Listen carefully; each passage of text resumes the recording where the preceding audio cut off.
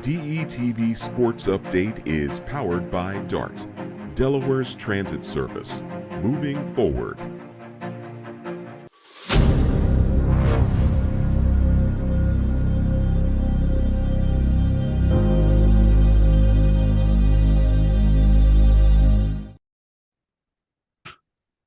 And welcome live inside DETV Sports. We keep messing with you guys. We are back now on a Wednesday here ahead of Thursday Night Football. We're going to recap week 3 in the NFL. We're going to preview, of course, week number 4. A bunch of other news going on today as well. We've got some quarterback news to talk about there, some injury stuff to go over, and, of course, a lot else to get to with Dennis. We'll have his question of the day. Also, of course, his trivia question. So a lot going on here tonight, Matthew. Here we are on a Wednesday. How's it feel to be live on a Wednesday? Once again on a Zoom show. I believe our third straight Zoom show. I don't even remember what the studio feels like or what it looks like at this point.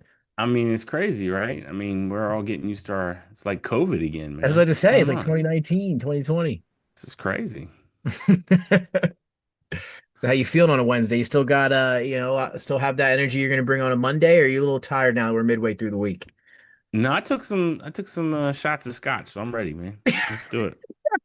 All right, there you go. And then what other way you get going, and a few of those, right? Again, that's the joy of maybe doing a Zoom show here as opposed to being in the studio on a Monday. But we will be back next week, and we're looking at Tuesday as our new official day, most likely. But we're going to talk it over with Dennis, who will make the final decision there. You'll hear from Dennis a little bit later on in the show. But I think we're ready to dive in, Matthew. We're going to start with Monday Night Football. How's that sound?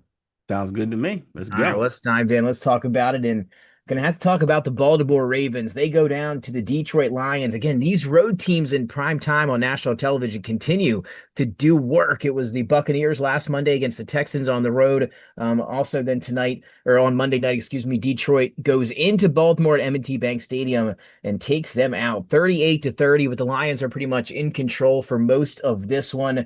A guy that we give a lot of slack to, Jared Goff, 2028 over 200 yards and a touchdown, quarterback rating over 100. Again, somebody that we refer to, we kind of took the name Captain Mid from Kirk Cousins a few years ago after his time in Facts. Minnesota, but we kind of figured maybe he would revert to that without Ben Johnson here in this offense. Who knows? But they've now looked good 2 straight games after dropping that clunker in week 1 against the Packers. So they ran for over 225 yards on the ground. Montgomery and Gibbs both feasted there in that game against Baltimore. It was a defense coming into the year after what they did towards the back end of last year in Baltimore that we thought might be a top unit coming in with some of the additions they made, the way they look down the stretch. And they have been statistically, we give a lot of crap to the Cowboys, Matthew, but there's one defense that's worse than the Cowboys through 3 weeks, and that is the Baltimore Ravens. So, Mhm. what was bigger news to you on Monday night's game? Was it Detroit getting the big win on the road, 38-30 against Lamar, who's been so successful on Monday night, or was it the Ravens with their second loss through 3 games here this year? I mean, I would say the Ravens losing. It's kind of crazy to me. I didn't expect them to have this slide this early in the season. And, really, I was impressed with the Lions getting to Lamar. I mean, they sacked him 7 times in this game. So it was just the offense running crazy over the Ravens. It also was the defense. They were applying pressure Yeah. to him all the time through the whole game. I don't know if that's an issue with the offensive line. I don't know. The Ravens just have not looked good since Mark Andrews dropped that ball. They just have not looked good. I know people can say whatever they want. Zay Flowers has kind of disappeared. Bateman has been a little bit more involved than I thought he would be. I thought Zay Flowers would take a step forward in the offense this year. So far, he's been kind of an afterthought. Um, and they seem like they want to get Andrews back into the flow of the offense. Maybe that's trying to get his confidence up. I don't know. I don't think it works.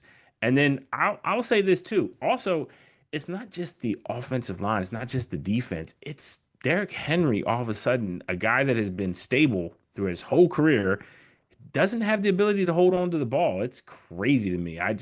Things are happening to the Ravens that I just did not pencil in. They were not on my card for this season. I got to be honest with you.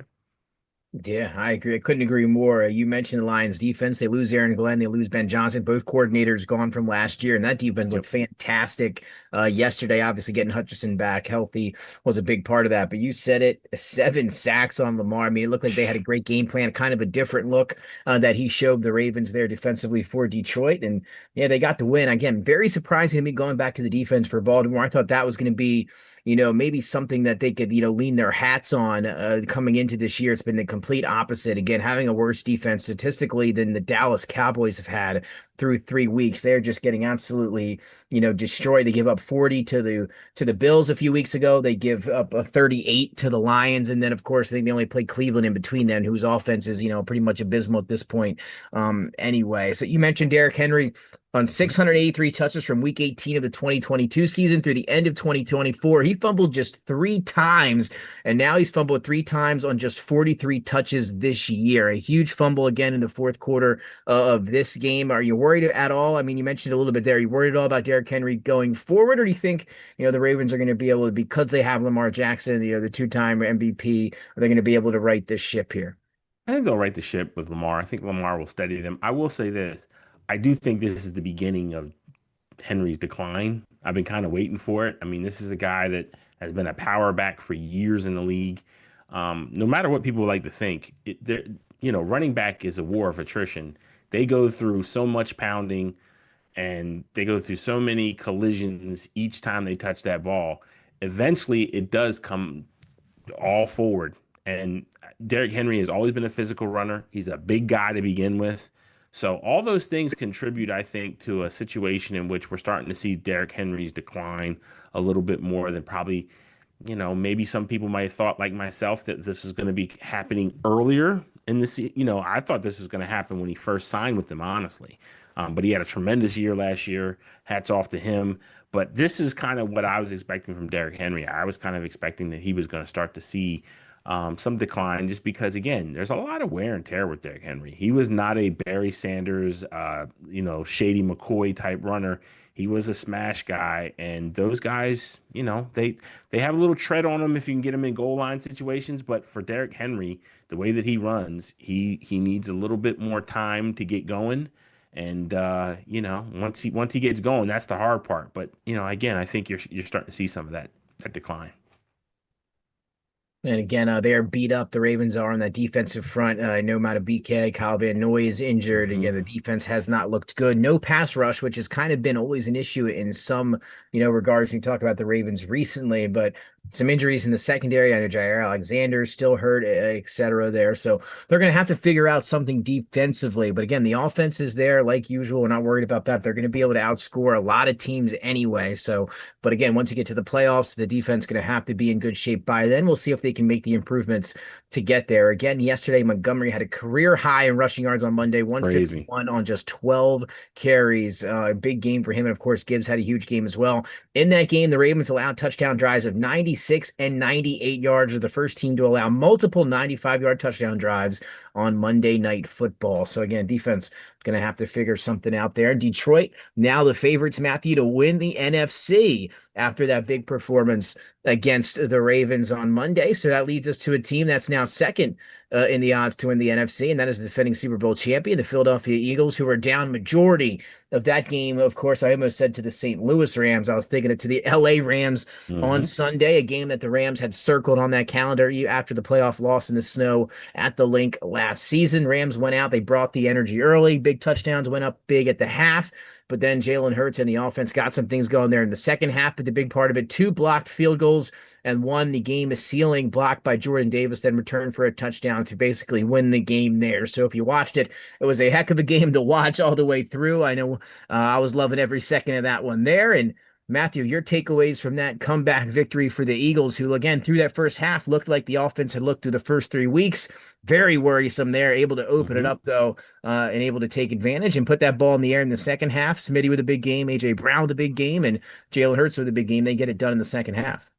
Yeah, look, I got to give credit. I mean, at the end of the day, I've never seen anything like that with having two Me either. back-to-back special team blocks. And then, shout out to Jordan Davis. I mean, to get that block and then scoop the ball up And then, at 6'6", 330 pounds, Phew. to run down the field like he did, that's impressive in itself.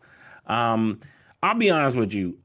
I was I was seeing some things that I think that the Eagles desperately need to address. And number one is, look, no matter what they think, Blankenship, you got to get him out of here at some point. He was getting burnt like it's no one's business out there. He was. This is reminiscent the year that they kind of went on that slide before the Super Bowl run. And 10, Um, 10 straight, I believe that year. yeah. Blankenship was getting cooked, man. He really was. He did not look like he could play coverage at all. I think that was where Stafford really excelled. He was getting the ball. He was attacking Blankenship. I think that caused the Eagles some problems. Eagles also weren't getting the penetration from the defensive line like they have in the past. So, again, the Rams are doing great with protection. The second half is where I was most impressed with the Eagles. I think Jalen Hurts really showed himself pretty well in that game, aka Phil Simms Jr. I think he Continue with played that. well. Think he played well. Again, this is what I was saying about him. I think he played well. He didn't lose the game. He could have desperately went into that shell and did what he's done before, which is, kind of just do simple passes. He took some risks. He extended plays. He made some good reads. So again, hats off to him with that. If I'm an Eagles fan though, I am a little worried about Barkley. He's not doesn't have the same spring in the steps the way that we saw the year before. And again, maybe that's just something he's saving, he's working towards. Maybe this is something that, as the season progresses, he'll get better at. But I just was shocked that in a game that he was desperately needed, his performance was just okay. I mean, he wasn't terrible. He doesn't look like he's getting that same level of separation, and he's not after he gets the ball, he's not exploding.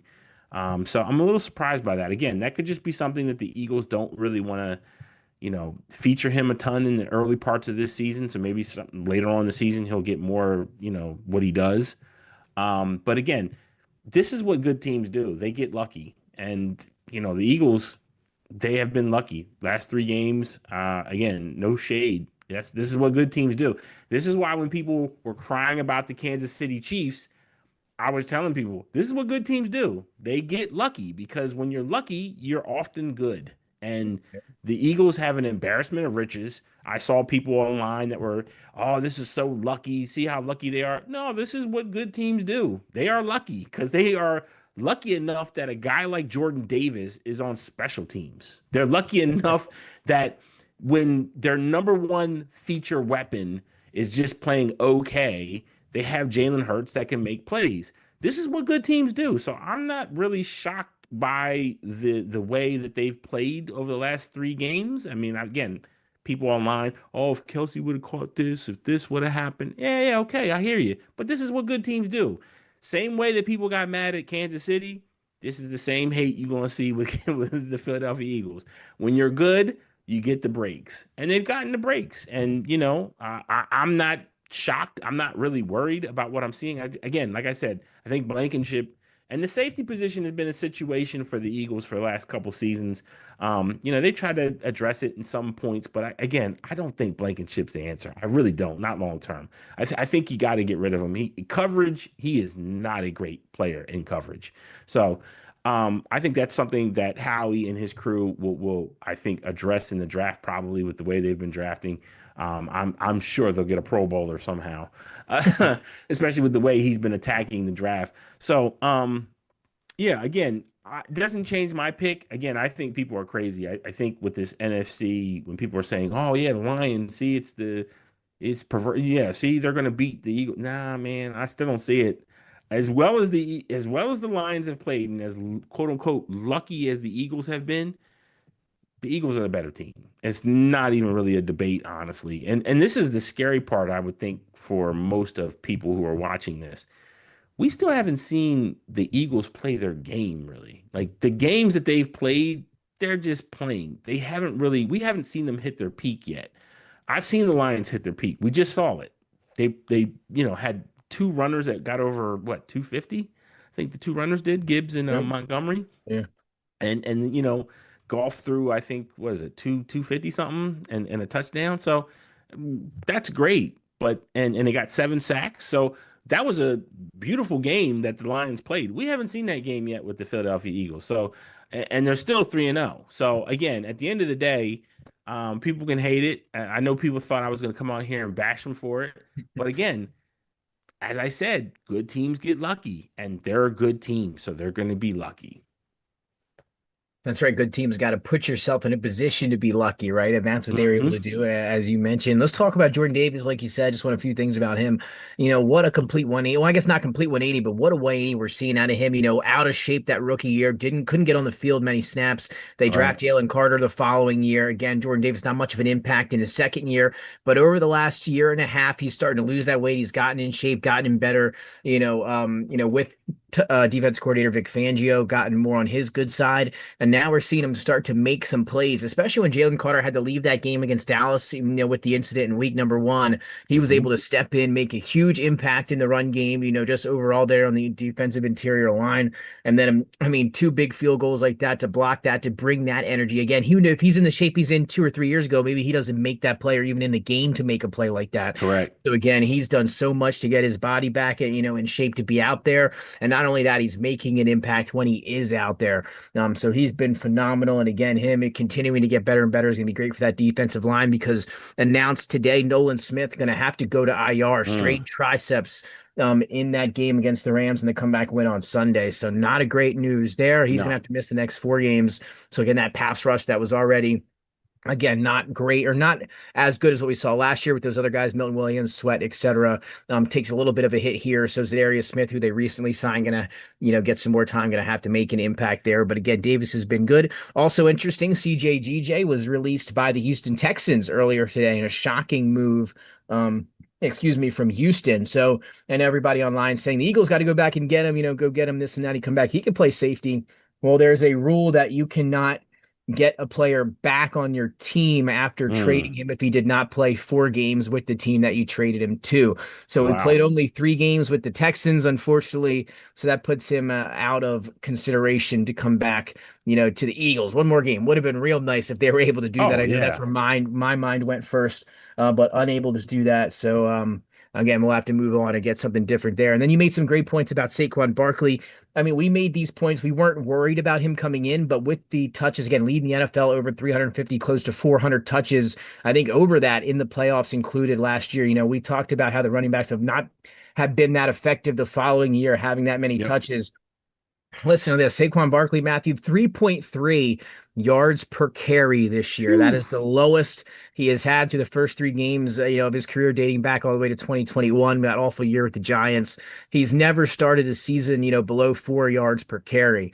So again, the offensive line, at least statistically, isn't, they're allowing him to get hit a little bit earlier than they did last year when he was far and away. He was averaging 3 yards before contact last year. That's not necessarily the case. That was an insane number that could never, have to go back to the mean there eventually. But 3.3 yards per carry, not the best. They're still 3-0, still able to win games. But again, 3.3 kind of shows you where the run game has been. Still feeding him some of those carries, but again, the yards a little bit harder to come by this year. And this is what we talked about in fantasy as well. And I had this conversation. Remember, we did our mock draft. I said I didn't want to touch him, and I'd rather have somebody else in the first. I think I said first 8 picks. I'd rather have somebody else go get him.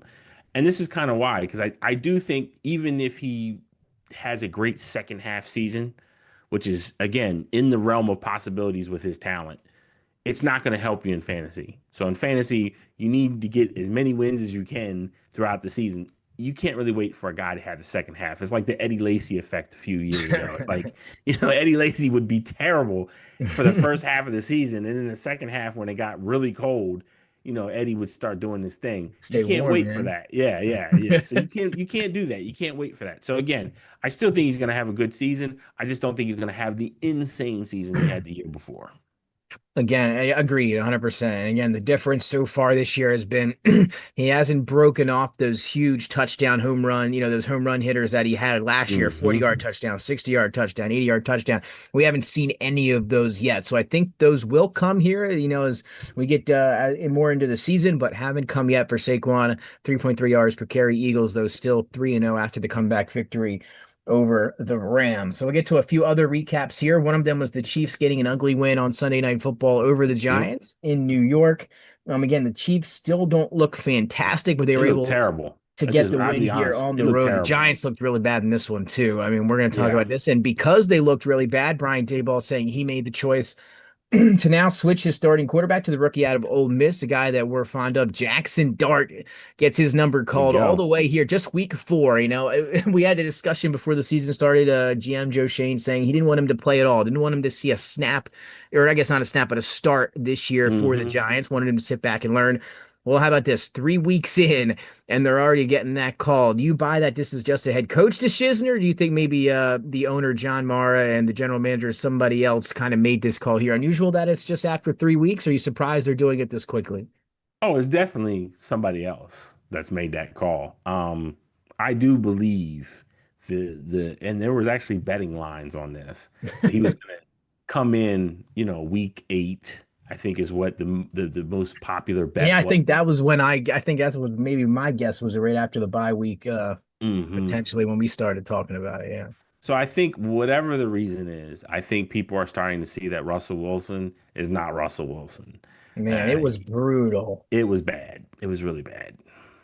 I mean, just watching that again, he had a fourth down. I mean, they went for it 4 downs at the goal line, and he threw 3 of the passes out of bounds, one up the tunnel, and then one on fourth down. He threw it out of play. I mean, as a quarterback that's been in the league for 14 years, that's just a play you don't make. You don't ever throw a ball on fourth down away, especially Hmm. at the goal line in a game like that. So he just made some eye scratch or head scratching plays in that game, some head scratching Terrible. throws. Offense looked really bad. They lose Tyrone Tracy. The offensive line is not good as it is. Mm-mm. Um, Again, it was just 2 weeks ago. He throws for a career high over 450 yards. They beat the Cowboys, and we're kind of having a different discussion. The league can change very quickly, and that's what happened here a week later. So they are going to Jackson Dart, and again, we'll see what happens there. I do, and we're big fans of Jackson Dart. They have the Yep. toughest schedule in the NFL, so I think you got to temper expectations just because of that. He's going behind a bad offensive line and a tough NFL schedule, so just something to pay attention to.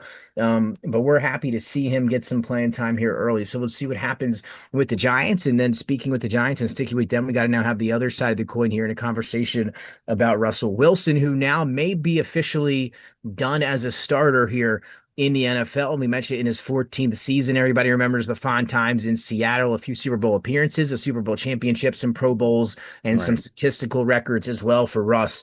But ever since he left Seattle, Denver was just a nightmare early on. Nathaniel Hackett, that whole thing was just a disaster from day one. And then obviously not much better in some of his other stops when you look at New York and Pittsburgh as well for Russell Wilson. So my question to you, Matthew, is Russell Wilson, in your eyes, a Hall of Famer now that it's potentially all said and done as a starter? Well, I think in the way that the NFL has been going with the Hall of Fame, I think he'll get in. I don't think, again, this is Deion Sanders caught a lot of flack for this take, and I totally agree with him. They're putting in guys that aren't really Hall of Famers. I mean, Eli Manning's going to probably be in the Hall of Fame. I don't agree with that. Philip Rivers is probably going to be in the Hall of Fame. I I don't agree really with that. disagree with that one. I mean, Eli, whatever. I'm open to the Philip Rivers one. Come on now. Yeah, And I I don't can think, see did he ever him. get to a conference? I think he even made it to No, one conference championship. I mean, even a conference championship game. no, he didn't. Yeah. So I thought maybe they might have got there once, but I guess not the Chargers. I mean, if you don't win a Super Bowl, I don't think in most instances, I don't think you might not have to, might not be in yeah. it, depending on who you are. Yeah, and that's the problem. I think they've opened it up so much, and we've seen this in baseball, and really seeing it in basketball right now, where they're putting in guys that you're just like, yeah, they were good, but Hall of Fame, like we're talking about immortals here, and yeah, Philip Rivers, okay, yeah, solid guy. Eli Manning, solid guy, but they're not in the same breath as Montana, Brady, Aaron Rodgers, Mahomes, and those are guys aren't even in the Hall of Fame yet, but they're going to be there. They're not on the same breath as those guys, bro. Like, you were good, but you weren't those guys. Like, I don't know. The NFL has to start holding standards for these positions. And I think that's part of the other issue too, because then you have the Matt Stafford effect. So like Matt Stafford's when he's all said and done, his numbers are going to be pretty illustrious because of the era that we're playing in. I think he's going to have probably top 8 numbers at quarterback in terms of passing yards and probably touchdowns. So I think like you got like guys like Joe Montana and John Elway, a good season for them was 3,000 yards. That's not even a good season in today's NFL. So again, so that's kind of the issue that we're having is that there's this discussion now about like what's or really a Hall of Fame QB because the numbers are going up. It's causing people to say, well, how is this guy a Hall of Famer? How is this guy not a Hall of Famer? And that's kind of the issue. But it's like people have to start using like the Adam Dunn logic in baseball, right? It's like, yeah, he's got crazy home runs, but we got to start looking at other things here. You just can't just hyper focus on one thing and say that that's why he belongs there. So again, it's going to be crazy with the way that they're doing the Hall of Fame, but yeah, I think Russell will probably get in. He's part of the Legion of Boom. He was a fourth round draft pick. People love that story. But honestly, do I think he's a Hall of Famer? If it was my Hall of Fame, no, he wouldn't be in there. Yeah, I think it's close. I've always been, a fan of Russell Wilson. What he did when he first got in the league was, incredible with Seattle. People always like to point to the Legion of Boom and that defense as, part of why he had that success. And that's, for sure true in some aspects. But again, Super Bowl champion, he was the Walter Payton man of the year in 2020. Some people pay attention to that, to that in terms of things. But again, you look at it, Pro Bowls. He has a lot of them. That's great, but a lot of players have Pro Bowls. I mean, Drake Right, May and some of those rookies got the Pro Bowl last year. If people drop right. out, you get in.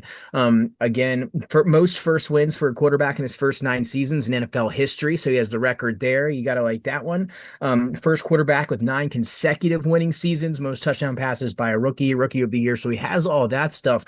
But again, Super Bowl championship, that's great. Been to two, so two NFC championships, but no all pros, right? None. So that's one thing when you think about a Hall of Famer like Lamar Jackson, Josh Allen, somewhere they'll have an all pro in there. So no all pros for Russell Wilson, and then no MVPs, no regular season MVP, no Super Bowl MVP. Even the Super Bowl they did win, he was not the MVP of that Super Bowl. So again, I'm with you. Love Russell Wilson. Maybe he gets in. If he does, I won't be upset about it, but I'm not sure if he makes my Hall of Fame. Like you said, I share that same sentiment there. Yeah, and so like just to give another person who kind of has some of those metrics you talk about, and he's even fringy, is Cam Newton. Cam Newton has an MVP. Cam Yeah. Newton's got an All Pro.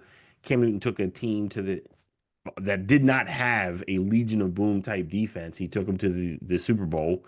Um, he's probably not going to get in. And if we're being honest, like during their peak prime, Cam Newton was a better force at quarterback than Russell Wilson was at their peak Yeah, powers. I think yeah, I think you can. I'm with you there. I think just quarterback. I mean, like you say, don't have to Yeah, worry about the teams of quarterback play. sure. Yeah, and a few other things here to get through just quickly here on some of the teams that we'll recap before we move on. Bears get a big win over the Cowboys, Matthew 31-14. Cowboys continue to look lost. They fall to 1-2. Defense, of course, is amongst the worst in the league. Top bottom two defense with the Baltimore Ravens. But I mean, they can't stop anybody. I mean, What you Caleb think of Williams. Dak's benching? That was I kind don't, of weird to me. I don't see an issue. I mean, CD was out. They're down big, I guess, and they just wanted to try to save whatever they could. To me, expectations now. I mean, CeeDee Lamb could be out. It looks like for maybe 3 to 4 weeks. If that's the case, high ankle sprain. We'll see what happens. Obviously, not going to play this week. Tyler Right. Booker is not going to play this week. Up on the guard on the offensive line, who's been good. They're losing a lot of guys again. It seems like they've got going through some injury stuff. The defense is already putrid. It's one of again top two, bottom two in the league. I mean, they can't stop anybody. I mean, It's it nasty is work. it's crazy. They can't cover anybody. 31 to the Bears, right? Who they play the week before yeah, in week two. Oh, 37 to Giants. Give Russell Wilson a career high in passing yards. He's no longer even starting for the Giants. And then the Eagles were on pace to drop 48 on him before the lightning storm, which had a big delay and Right. kind of slowed down the scoring there. So Brian Schottenheimer, of course, has to deal with losing Micah Parsons right before week number one, or whatever have you there. But it has not been easy for the first-year head coach for the Dallas Cowboys. Again, I don't like to spend too much time talking about irrelevant teams, which the Dallas Cowboys certainly are now. But what do you think about them? What's the outlook without CeeDee Lamb? And correct me, I mean, this may be, you don't want to say a lost season already. It's only going into week number 4, but things are not looking good for Dallas as it stands right now. The injuries, the start to the season, the defense looking that bad. Well, as a San Francisco fan, I'm a hater, so I'll just put that out there right Oh, now. yeah, I'm with And you. we already know, yeah. So let me just say this: It was over the minute that Jerry Jones wanted to play stupid with Michael Parsons. That's when it was over. If there ever was a Feels player, like it. yeah, if there ever was a player that you had to dictate or even have a like, I understood the Dak Prescott whole thing with the contract because Dak, we knew he wasn't that guy. We were like, okay, like I get it why you're trying to fight for the equity and how much you want to pay him because quarterbacks make so much money now. I understand that. But the Micah Parsons deal sounded like it was a slam dunk. Like it's like the Eagles fighting Jalen Carter about. It's like, dude, what are we doing here? If there's ever a guy on your team that you shouldn't have to debate about who you pay, it's Micah Parsons. Yep. He's been your most consistent guy, but instead you're giving all the money to a quarterback who, for being honest, it looks like he's best seasons are behind him now. So it's weird. I don't know what Jerry's doing. And look, I gotta be honest with you. I love it. Continue to do it. Oh, of course we do. Continue to do it. Keeps it going for years to come. That's a fact, man. Keep it going, guys. Look, I ain't mad at you. I ain't mad at you. Just keep doing your moves. But again, the glory years of the Cowboys, it seems like it's done because again, they made this trade with Micah Parsons and the way that Jerry Jones was cavorting it out to the public like, oh, this is kind of like the Herschel Walker deal. No, it ain't. You don't got Jimmy Johnson, bro. You ain't got Jimmy Johnson. Ryan Schottenheimer. Right, you got Ryan the Schottenheimer. difference. And the real power of Jimmy Johnson getting all those draft picks was Jimmy Johnson was at the number one college in the land that year before he went to the Cowboys. He knew all the guys in college that were good, that were under the radar. So you give him all those picks. Yeah, there's a reason why they were hitting so many of those guys. He knew he had the pulse of the college football talent of that time.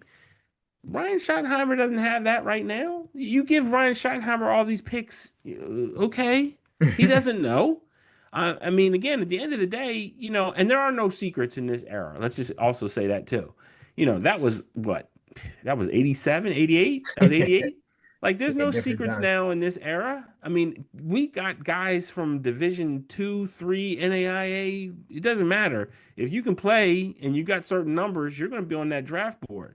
So those times are done. You're not getting no Leon Lett. You're not getting no Larry Allen. You're not getting no Eric Williams. You're not getting those guys in those small schools. You're not getting those guys now. Those guys are already plucked. I mean, we just saw, case in point, the Seahawks that drafted Gray Zabel from Gray Zabel with North Dakota State. Right. So, like, case in point, like in 1988, he probably is a fifth-round draft pick. That's not happening today, man. Those guys are going to go in the first round. You're not getting those guys in the fifth round no more. No way. So yeah, I don't get the logic. I think they could be done for. Again, I'm good the Eagles get to play them twice. So, again, get another victory, maybe potentially down the end. Division game's always tough, but not looking good for the Cowboys going forward. Other news, Chargers get a win over the Broncos at home. They're now 3-0. They're up there in the AFC. The Colts 3-0. They beat the Titans. They're in Tennessee. Vikings get a win with Carson Wentz. The Bucks walk it off 29-27 on expiring field goal to beat the Jets at home. The Commanders and Marcus Mariota, they actually blow out the Raiders without Jaden Daniels. Impressive showing from the Washington Commanders. And how about Bryce Young and the Falcons? I mean, the Panthers laying it on the Falcons 30-0. Penix looking very bad in that game there. Falcons couldn't score a point. I believe first time in a long time a team could not get inside the opposing team's 30-yard line. So a really bad defeat there. Yeah. Penix, two bad interceptions, one return for a touchdown. I know I didn't want to stop there, but just going over it quickly, how worried are you about Atlanta and potentially Michael Penix? I'm worried about Michael Penix. I gotta be honest as a starter. Yeah, I'm worried about him. What I saw a guy who was telegraphing his passes. He is a very long delivery at throwing the ball. He really, he gets it up here and he's like really making that large extension into the throw. He's not like bringing it here and then exploding from the hip when he throws it. It's more of a shoulder throw. So you're giving those cornerbacks and you're giving those guys that are roving for interceptions, you're giving them more time. And look, and I'll give him credit. He's got a laser arm. It's fast as can be. But if you get the right beat on it, you can pluck it. And that's what I'm seeing with Penix. And again, I feel bad for him because he's at the situation. Unlike Jaden Daniels, he's a little bit older. People don't realize this, but he actually, he spent a couple years in Indiana, transferred another year out. So I think he was actually drafted. I think he was 25 when he got drafted. So Yeah, he's a little he's bit up older 20. than I think most people, understand. So this isn't like an NBA draft pick where they're like 19 years old and you're like waiting for them to develop. He's almost at that point where you're like, can he play? Can he can't play? Well, which one is it? Like this isn't Bryce Young where you got a little tread on the tire. C.J. Stroud, Penix is, for all intents and purposes, is basically a fifth year senior. If we're being honest, that was plucked.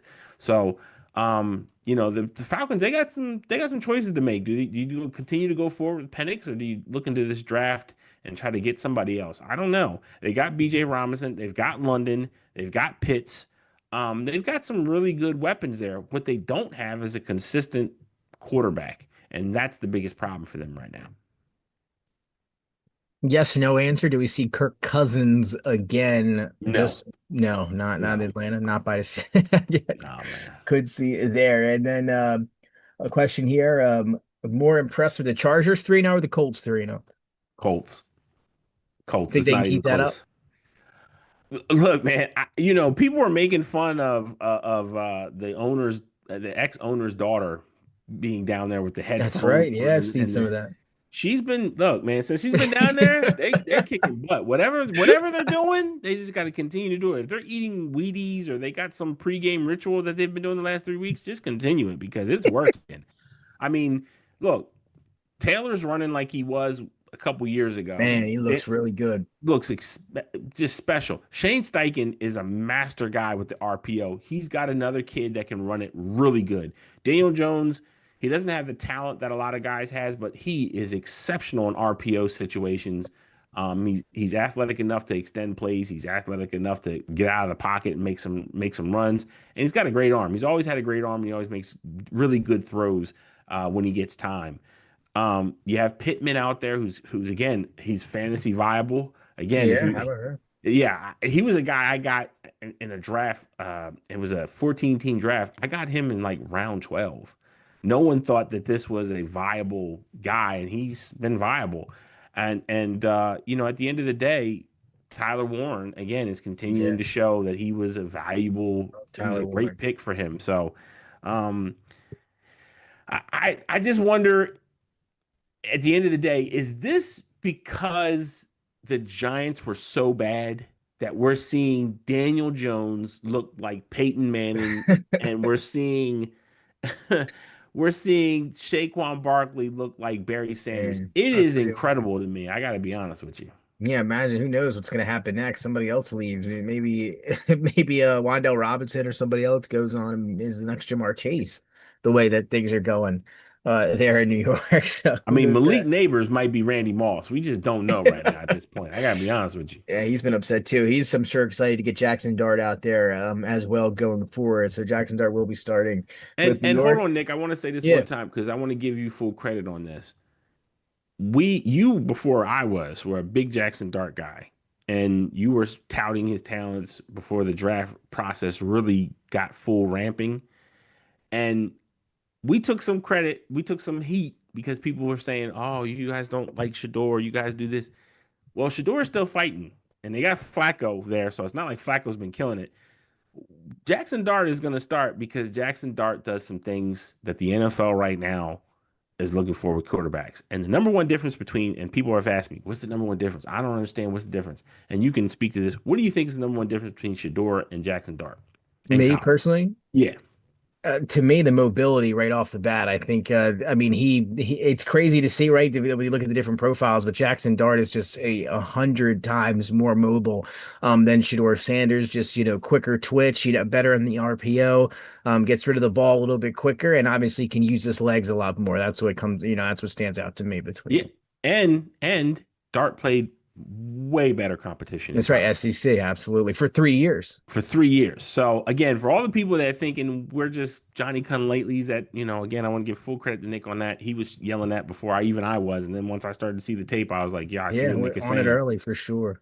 Yeah, yeah. So I can't wait to see what happens with that. So Yeah, and again, and as much as we're big Jackson Dart fans, and I think if they had a little bit of a different schedule, we'd see that pop early on. Not saying that he won't. I still think he's going to be, he might even be a viable fantasy option depending, going forward, maybe after he gets a few games under his belt. But Giants, again, number one toughest schedule, number against number one Yeah. defense and toughest schedule for the rest of the year. So going to be tough for the rookie quarterback. Again, let's just see what goes on. Again, don't be too discouraged if he's not dominating from the jump because he has all the tools to do so. Just going to take him, I think, a little while to get going. But I think New York could have had their starting quarterback going forward. So we'll see what happens there. Defense already getting a lot better at the defensive Oh line, yeah. et cetera. So if they get that quarterback, offensive line might come around. And Scadaboo looked really good as a Scadaboo is runner looking good, man. in that game, too. So something to pay attention to. Big news, though, also on Sunday, Matthew, before we move on to week 4 to capitalize here or to put a cap on week 3.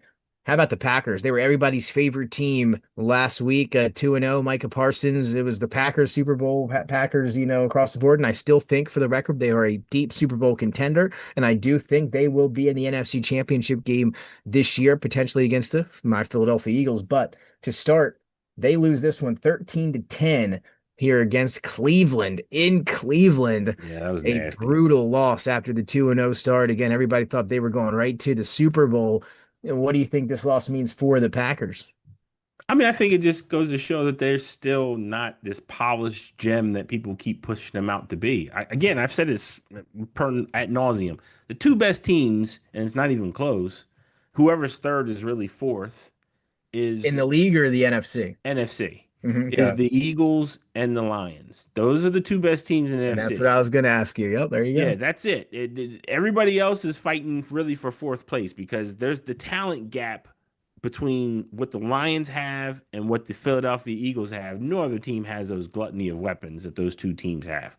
So even if you say, "Oh, I think the Packers are the third best team in the NFC," they're really not. Not when we start going on a piece of paper per man. It's not even Bucks or close. Packers?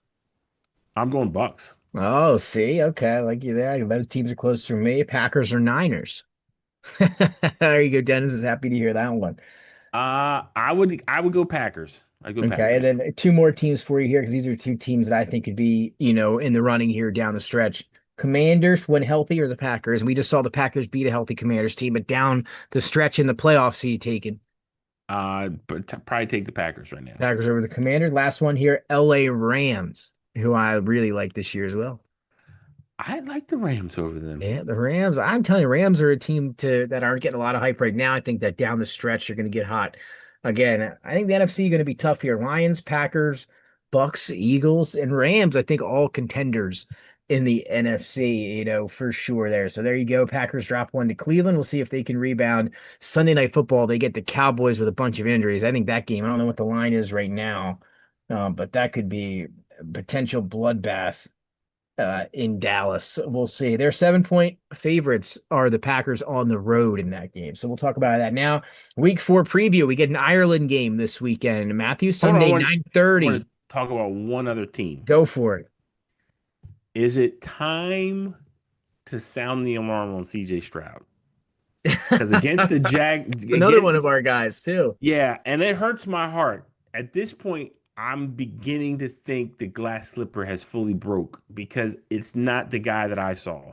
Hey, listen, there's something going on there. Somebody did put something on Twitter since he big dog Caleb Williams last year. Remember when he tried to give him that big talk at midfield? He's like Right. throwing like 19 touchdowns, like 18 interceptions or something like that. Yeah. It's like since that moment, he looks so good. And again, the difference 2 years ago was obviously different play caller. It was a different offense.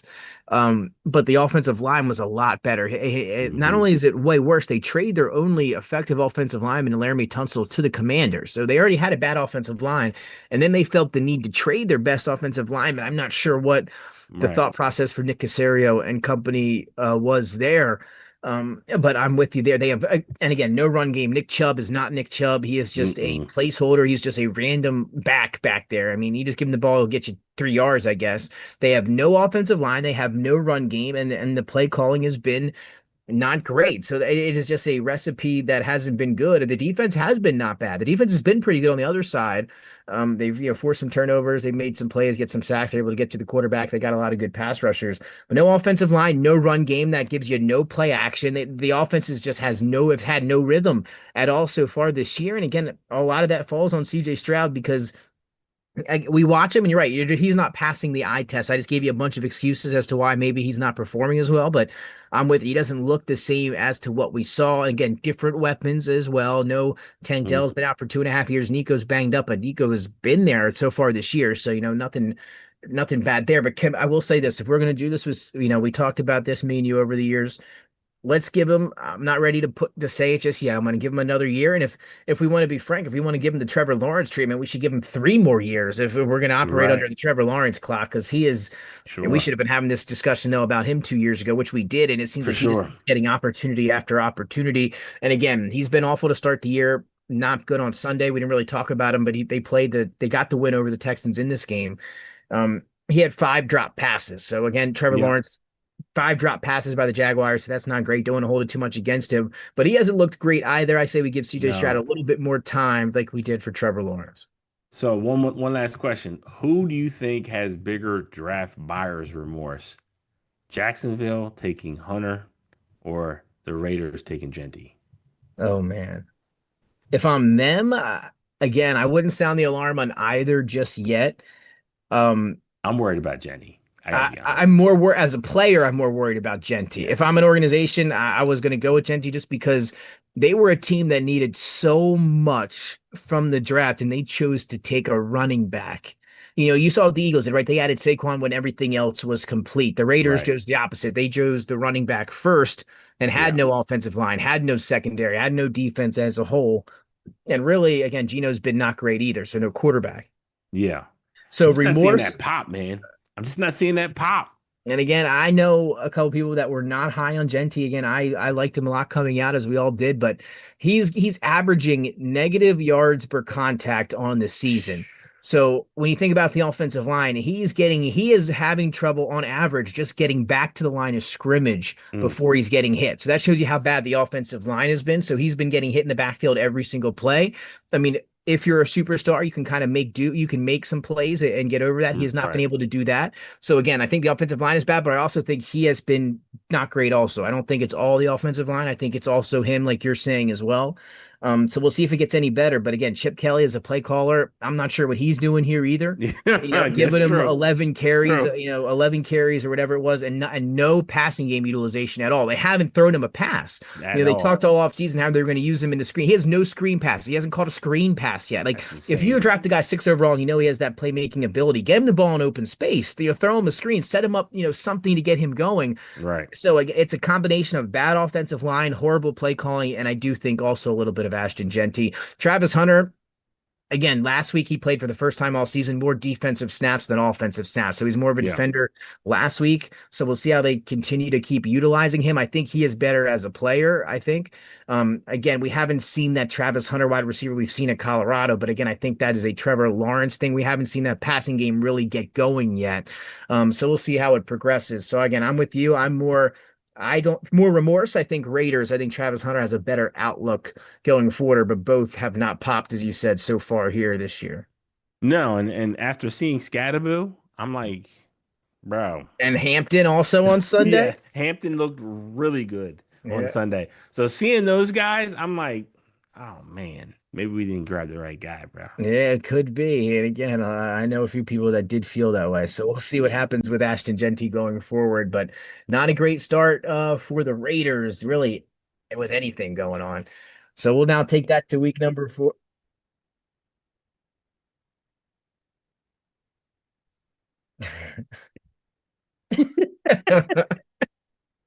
He was like, "What are we doing, man?" Tom Brady loved to throw a screen pass, a little James White action, Kevin Falk back in yeah, the day.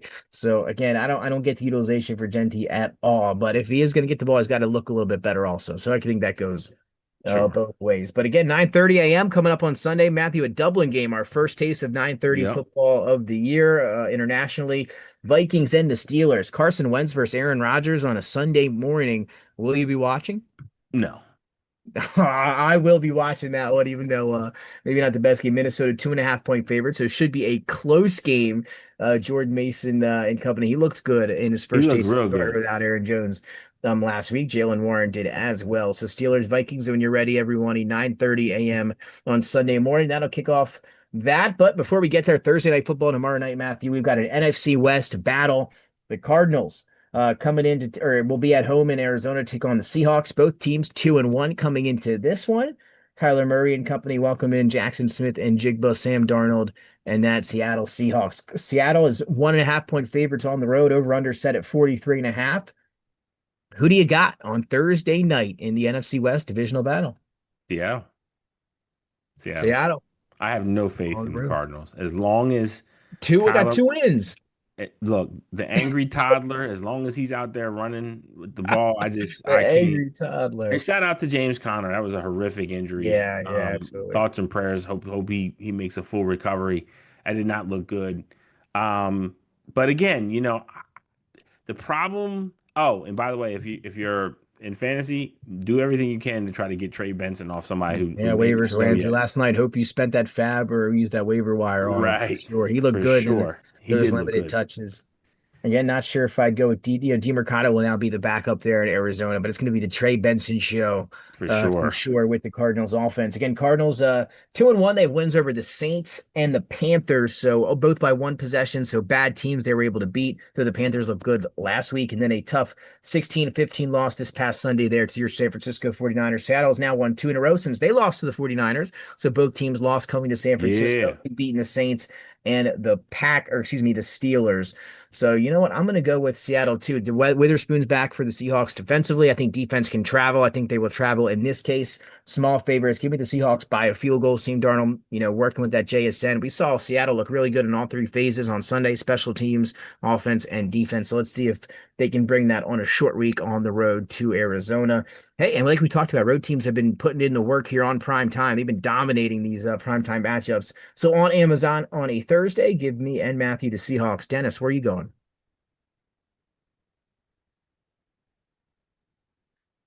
Yeah, we're There going we to go. clean sweep. Well, that's not good. That means the Cardinals will win three clean sweep rounds. Of course. As we get going here throughout the season, maybe we can get Dennis will put up maybe our picks on the screen if we can get some images going on. That'll be coming up next. Always putting more pressure on Dennis to to do even more here on the air. We'll get there. Now let's quickly go through a few other big matchups here for week 4 before we get into our questions of the day here, Matthew. When you look at some bigger games, not some great matchups this year or this weekend. Saints Bills in week 4 and Browns Lions in week 4. Panthers Patriots. Chargers, Giants, Titans, Texans. Not a lot of great games, but let me give you one I'm looking forward to here. 4:05 on Sunday. Colts and the Rams. How about that Yep. one? Danny Dimes going on the road to take on the Rams. I think that is I going to like be a it. good one. Rams 3.5 point favorites over under just under 50, 49.5. So they're going to be expected to score some points. And that one, Colts 3-0, Rams 2-1 after the loss to Philadelphia. Who do you got? I'm gonna go with the Go with your Rams. boy. I thought you were gonna maybe go, go with your boy Danny Dimes and Shane Now, I think the Steichen. Rams are gonna get a little payback. I think they're a little I'm going with pissed. the Rams. I I'm think they're a going with the little Rams too. agitated with the foul that was called on Puka. I think they're gonna get some revenge. I think they're gonna go get some blood, man. 3.5 point favorites as it stands now. I think when we get to kickoff, and I'm not sure if I agree with it, but I think if that line goes to 4.5 potentially, I don't know what I do there. I know the Colts getting that many points in LA. We'll see what happens. But as it stands right now, give me the Rams. Also, another big time matchup in Fox's game of the week, Matthew. Ravens and the Chiefs. Chiefs once again in prime time here on CBS. But they'll get now Baltimore. Baltimore losing a couple now here, 1-2 on the year. Now they got to travel to Kansas City. This is a huge game for the Ravens now with two losses already. Yep. Chiefs have two losses too. This is a huge one. The loser of this game will be 1-3 on the year. That's tough to make the playoffs, at least statistically, historically. Who do you got this one? Kansas City at home as the Ravens make the trip. Yeah, it's a difficult game. I'm not gonna lie. I mean, the Must win. Is Chiefs, it a must win for both? it's a must win. It's a Yeah, must win. I think I mean, if the so. Chiefs don't win this, I don't know if they'll make the playoffs. I mean, it's not looking good for the Chiefs. So who do you think needs to win this game more? The Ravens, because they was the You ones think that so? were pegged to do the most. It was supposed to be, and we did our preseason. It was supposed to be the Ravens Bills for getting out of here to go to the Super Bowl. If the Ravens do not right this ship, It's not happening. It's Yeah. done. I'm telling you, 3 straight losses. Again, the defense has been bad. I'm with you. I think it's more important for the Ravens because we've seen the Chiefs do it before. They've had bad starts. They've been able to regroup. We know what 15 can do and Patrick Mahomes. I'd be more worried about the Ravens also, especially with the way that defense has looked. And this is a tough one now to ask them to go on the road here, Kansas City, but the market loves them. They are 2.5 point favorites on the road at Mm. Kansas City. So who you going with? Whew. I'm gonna go with the Chiefs. I just think if we're talking about a situation, I mean, they're at home. I think the Ravens have a lot more pressure. I'm gonna go with the Chiefs. I think they have less pressure between the two of the teams. I gotta be honest with you. Man, that is a tough one. Again, the Ravens playing a tough start. I'm gonna go with the Ravens too, or Not I'm gonna go mad with at the that. Ravens. Excuse me. I'm gonna go with the Ravens. I think on the road here. Again, if the Chiefs lose, I'm not as worried about them. I think they'll be able to get going. I just think the Ravens will really get up for this one after dropping that one on Monday Night Football prime time. I know it's a short week, but I think they're going to get up for this one on the road. I think Lamar Jackson leads them for a big victory, but that is going to be biggest game of the week for sure. I'm excited for that one, and then following it, Packers and the Cowboys on Sunday night. A week or two ago, that one had a lot of meaning in it, right? Micah Parsons returned. Everybody was healthy. CD Lamb and company. This might be a better game. A lot of injuries on the Cowboys side, offensive line, CD, defensively. Packers 7 point favorites on the road. Again, this was supposed to be a big one in Micah Parsons' return on national television. I kind of wish they would flex this one out of Sunday night. Yeah, I'm gonna go with the Packers on this. Yeah, me too. Taking the Yeah. points, can give him Yeah. 7. I might give Yep. him 10. Yeah. Like Oh, the over. I like the over okay. as well in this one. I think for if if somehow Dak's able to move the ball, they are at home, inside in that dome. I wouldn't be surprised 47.5. Maybe we get a shootout there. Either way, I like the Packers to win by double digits. And then the rest of the slate again, Jets Dolphins double header on Monday Night Football. Jets Dolphins up first at 7:15. Then we get the old 7:15, 8:15. I like the 7 and 10, but here we get the two about an hour apart.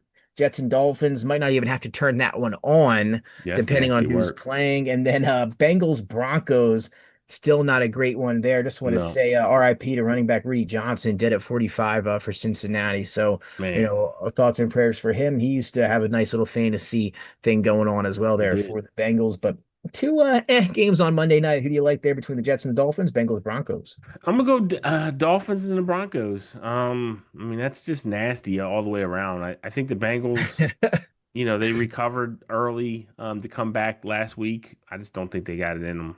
I think they're Yeah. gonna lose. And then the Jets, eh, I think Yeah. How without about that game? Jets Dolphins, a combined 0-6 for those two teams. So at least one of them will get their first win of the season. I think the Broncos will get their second win. Again, Bengals 2-1, Broncos 1-2. Broncos 7.5 point favorites. Give me Denver at Mile High Stadium in that game as well. That'll take us now to Dennis's question of the day, and then followed up by uh-oh. his trivia question as we are now ready here on a Wednesday night, Oh, almost an hour into tonight's episode. Again, special thanks to everybody tuning in here in these past couple of weeks. And now let's get to it, Dennis. What do you got for us tonight? this is nasty.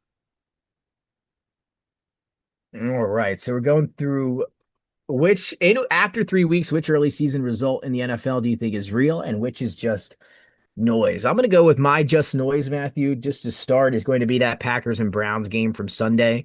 Bad interception by Jordan Love late on the road at Cleveland. Again, Cleveland has a very good defense. I think when it's all said and done, we're going to look back and see how good that Cleveland defense was this year. Packers were without two offensive linemen that got hurt early in that game that did not return, a lot of shuffling up front. Then when you do that against Myles Garrett, it's not going to work out for you. So again, Cleveland able to get a win late on that field goal over Green Bay after Green Bay was riding high. I think that's what they needed, maybe a smack in the head there to kind of refocus. It's early on, get some of those losses out of the way.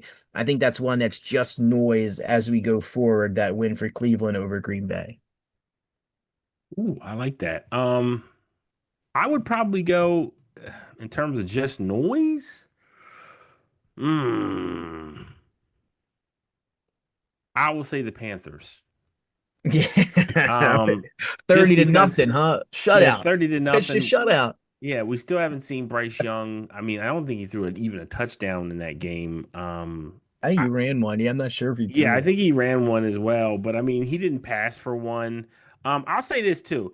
and maybe they just need some time. But Ted McMillan made a couple of plays He in that looks good, game huh? I that might were have been great. someone I might have been a little bit lower on. We'll see, but Yeah, he I was looks definitely good. lower on him as well. So I even put myself in that category. But again, it was just a bad game. If anybody thinks that these Yeah, guys are that's going to true. run around getting 30, blanking people, I got news for Yeah, you. that's It's not going to happen. not gonna Not going to happen. happen. I'm with you there. My two on the positive side that I think maybe do mean something is I got to throw out the Birds game on Sunday, the Eagles victory and that comeback win over the Rams. Through the first half, it was kind of like, man, is this what we're gonna get for this year? What are we looking at? And then the second half, we saw that that passion, that fire, that focus. The offense opened up, the defense made plays, special teams made plays, and we kind of saw what we expected out of the defending Super Bowl champs. So I think that was a meaningful second half and that comeback win over the Rams, especially the way that it ended. And then another one, I'm going to go with the Lions on Monday night. After that week 1 loss to the Packers, it was, man, without Ben Johnson, without Aaron Glenn, what are we going to get out of the Lions? And it was kind of a relaxed situation. We know what they got there, and let's just give them some time. And they have really followed it up with two huge wins in these last couple of weeks, especially that big win on Monday over the Ravens in Baltimore, a game that they controlled pretty much from start to finish. You mentioned the defense able to get to Lamar Jackson 7 times in that game.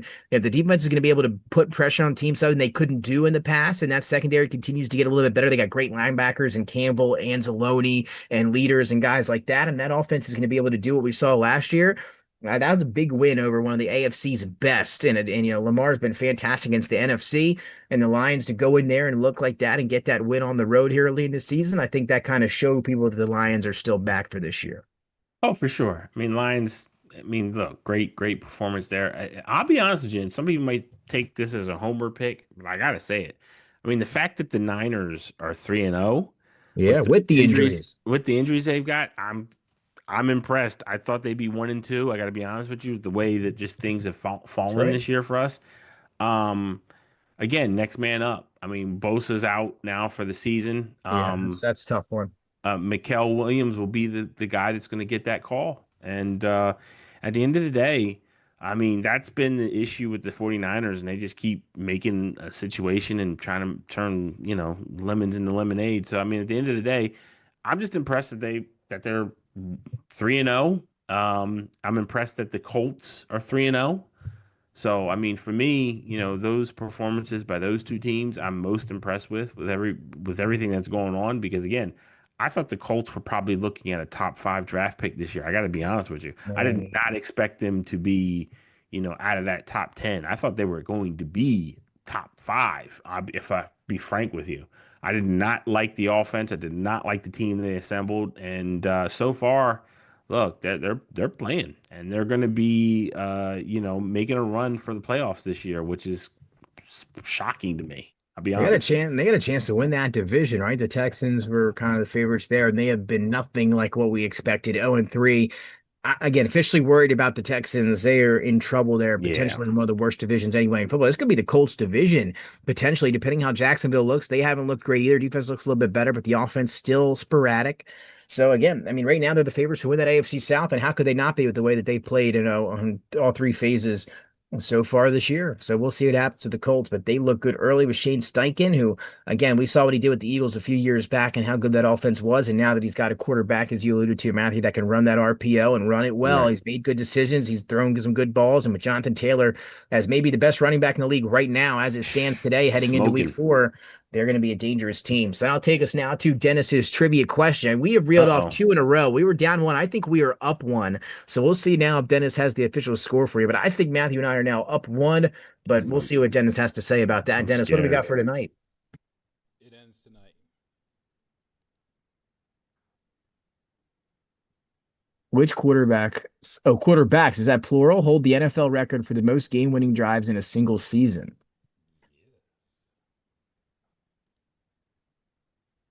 Yes. Is it 1 or 2 quarterbacks? It is 2. And they're tied? Correct.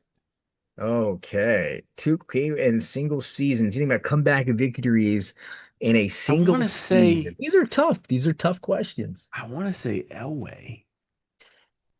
So we're going to each get 2 and comeback seasons here. Trying to think of.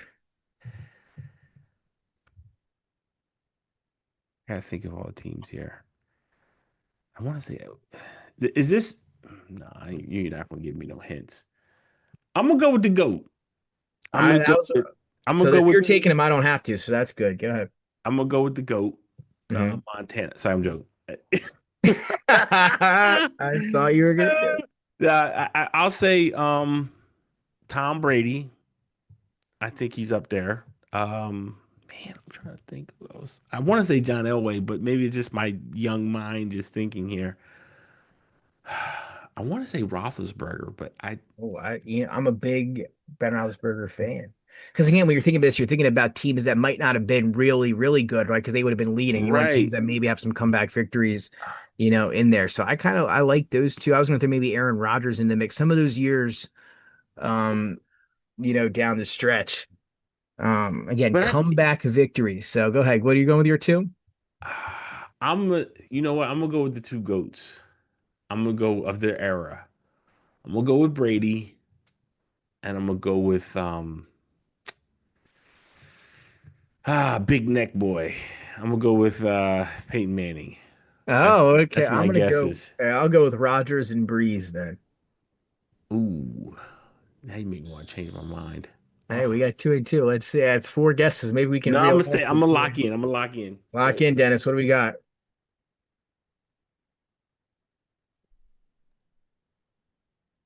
Y'all ready for this?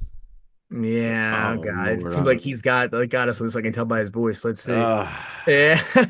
Matthew Stafford crossed my mind, but I didn't go with it. And then Captain Mid back in are 2022, you Minnesota Bears. serious? How about Not that? See, that's Captain where we Mid. we overthunk that one. We went with We did overthink. too many good quarterbacks. We went with Hall of Famer. I Yeah. mean, not that Matthew Stafford is not a Hall of Famer. We'll see what happens there. But yeah, we were good. Wow. Kirk Dennis is Cousins is back on on the there? board. Are we tied now, Dennis? Gotta check. I gotta go back and check. Yeah, he's got to go back and check. I think we're tied. Kirk What'd you say? Cousins is actually on this? This is crazy. Yeah. Eight of them in 2022. Was that was the Minnesota Minnesota, years? Minnesota. Yeah, I think that was a Yeah. big year in Minnesota. Say we overthought it happens. We were Captain coming off Mid a couple. got We were me. riding high after a couple in a row. All right, he humbled So we us. will take that one. Dennis, still, thank you very much once again, getting us up and on there here on a Wednesday. We'll be back most likely next Tuesday, but stay, on the DETV Facebook page to find out more about when we will be coming next. But big week 3, we previewed week 4, but a bunch of stuff going on behind the scenes. Jackson Dart starting in New York, Russell Wilson, Hall of Famer, a lot of things we are able to talk about tonight. Matthew, what is on your mind as we wrap up here on a Wednesday, closing out? Yeah, so here's the thing. Bruce Pearl has stepped down from Auburn. Shockingly, right? That was surprising. It wasn't shocking to me. And Bruce Pearl is a guy that I have never quite liked. And he's a guy that when you get around certain people and you hear certain stories and people tell certain things without the ears of media around, you say like, wow, he's really like that. Yeah, he's really like that. And there was a reason why Bruce Pearl, if you look at his rosters throughout his time, he did not have a lot of all McDonald's All-Americans. Now you would think with his name being what it is, you would think he would have some names on that list. He's only got like a handful of those guys. And for those that don't know, that's usually the top 22 players in high school. He doesn't have many. And Bruce Pearl has said some things over the last couple of years that have rubbed people in certain communities kind of the wrong way. In particular, was his extreme criticism of Barack Obama. He followed it up with the Charlie Kirk tragedy. Um, and I think he's just looking to run for office at the end of the day. And look, he has the right to say whatever he feels. I guess my issue is feel, but understand that where your check comes from the community that you feel comfortable with critiquing in a certain light. And to me, that's hypocritical. If you truly feel that way about a certain community, then why make money off that community? If that's how you feel, uh, look, you can always go coach at other places and that community. And for people that want to challenge me, I love those people. They don't really show up a whole lot. But if you look at his rosters, by and large, those rosters are filled with African Americans. There are not a lot of people that look like him on those rosters. So if you have such a negative view of a certain community, why are you loading your roster up with that community? Why are you going into areas where you know that there's a certain impoverishment that's going on in those communities? Clearly, you don't care. And that's fine too. You don't have to care. That's totally fine. I'm saying all this to say how a man chooses to make his money, whether it's honorable or dishonorable, I don't really care. At the end of the day, you got to look yourself in the mirror and be able to like the reflection that looks back at you. My issue, more or less, is with his son. So Stephen Pearl has never been a head coach anywhere. Nowhere. He doesn't have a single one.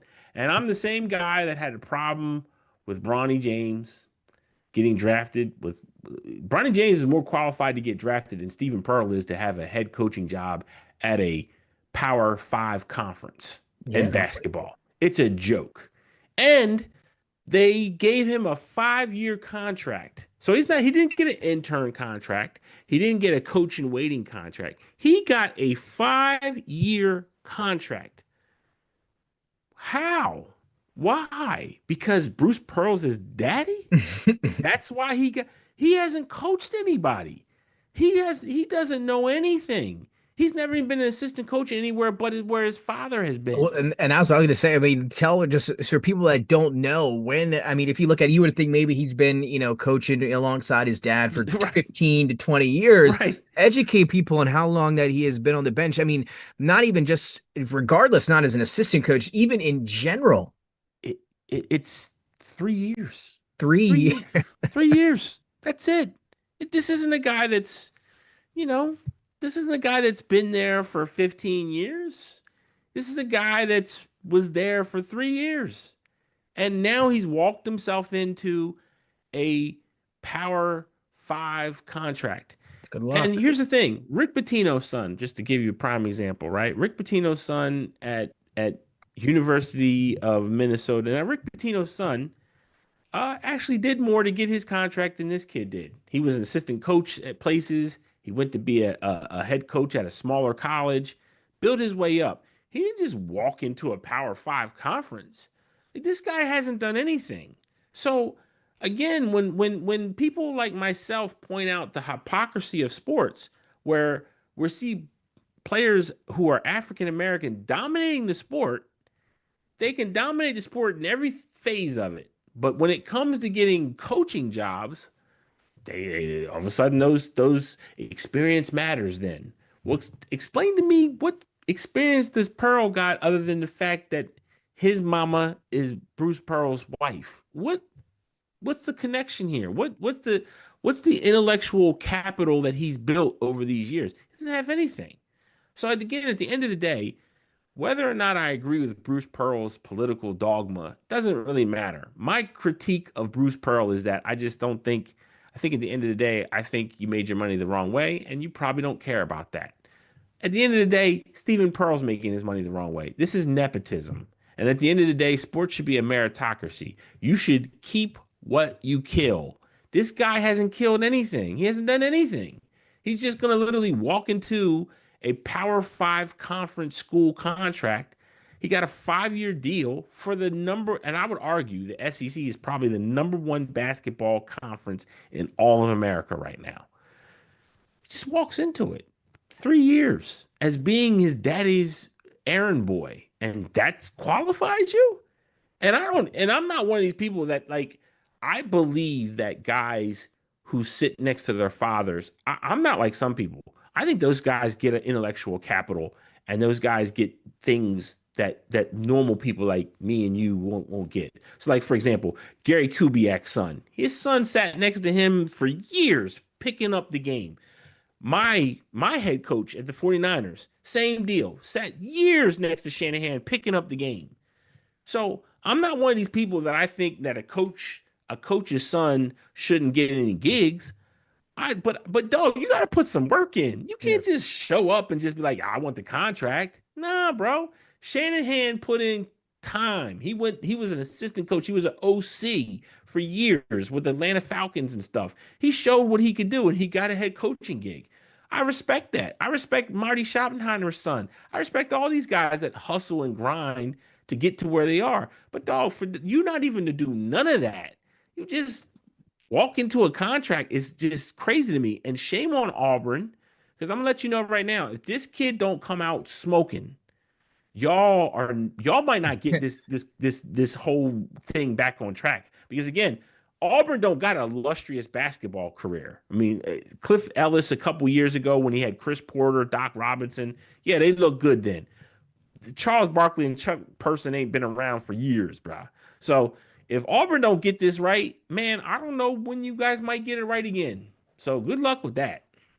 Yeah, that was I mean, you took the words out of my mouth at the end. I was thinking this first the season here is going to be a big one, right? Because you're going to know almost right away, by the end of the year whether or not that was the right move. And then, a couple years down the road, when he gets his own recruiting classes in, and you'll start to see, as well. So to be determined, but I'm with you there. A very interesting, and I think at a weird time too for Bruce Pearl. I didn't see it coming. You said you kind of did saw it coming. I did Mm-hmm. not there. So, but again, he only I think makes that move or steps down if he knows his son gets that job, which obviously he did. So we'll see what happens going forward there And with I gotta Auburn. say one more I'm with thing you. too. One more Yeah. thing. One more thing. North Carolina, get Bill Belichick out of here, bro. This Done already, huh? guy is Experiment cooked. over. It's cooked. Because here's the thing, and look, I want to be respectful. I'm not saying that Bill Belichick don't got a good brain on his shoulders. I'm not even gonna say the dude's washed. But what people don't understand about college football, Nick, I know knows this. I know people who follow the sport know this. This game is a lot more in depth in college than it is pros, bro. You literally are game planning for Duke, Georgia Tech, all these other programs, and you're recruiting. You're going out on the road, you're talking to people, you're trying to get recruits to come to you, you're making phone calls. This ain't like when you got the whole year free, and then in April you get with your GM and say, "This is what I like. This is what I. Who's the kids? Oh, this is 5 kids. Oh, let's bring them in for interviews." No, bro. You got over 100 kids you're bringing in and year out, trying to figure out what are the guys that you think could best fit you. And by the way, you got to do all the scouting because you got to get the 3-star guy that Alabama's not looking at and everybody else isn't looking at. It's a grind. College football is not it's not a hustle. For these coaches that come from the NFL and think that they're just going to slide down to college and they're going to dominate. Nah, bro. That ain't how this worked. And I think John Harbaugh, I think he wanted to go back to college. I think he was happy to cheat and leave. I think he was happy. He said, "Look, I ain't got to do as much work here." Yeah. And look, and I got, and let me say one more thing too. Michigan, Sharon Moore's on the clock, and y'all can say whatever y'all want. That boy on the clock, and if they don't do what it ain't looking good, bro. And I'm not saying Underwood is bad money spent, but this is part of the problem with the NIL deal because I see people are already like saying things about him. Dog, you giving this kid $10 million and he's never 12.5 million. 12.5 million. I mean, this dude, he never even took a hike, and we're already giving him $12.5 million.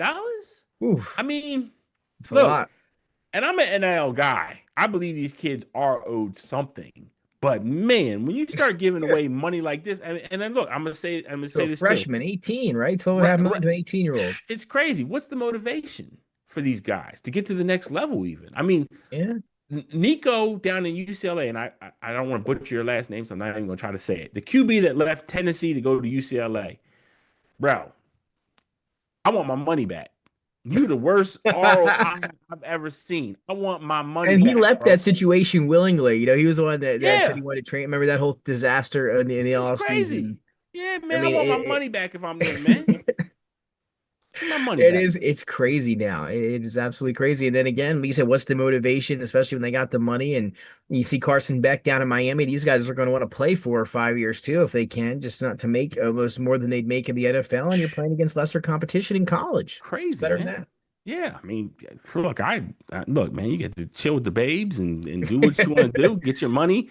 Yeah, I That's mean, right. these guys are driving, exotic cars on campus. They I'll got tell you. mansions. I mean, So, dude, they trust funds. I was in Miami for game day on Saturday because we had our game down in Miami at Florida International. So it was right down the road. So I made my way to Coral Gables, went to the University of Miami for the first time. And Mm, man, if I was Carson Beck, I'd never want to leave that place either. I will tell you.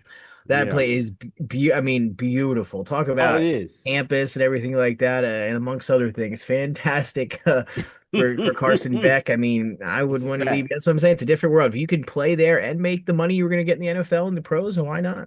No brainer, right? No That is brainer. it. Well, that'll do it for us here on a Wednesday night. We will be back with you most likely on Tuesday of next week to recap week 4, look ahead, of course, to week 5, some big games that we highlighted to mention coming up. So a lot going on. Special thanks, of course, to Dennis as always. So for Matthew and myself, we will see you next week on DETV Sports. Enjoy Thursday Night Football.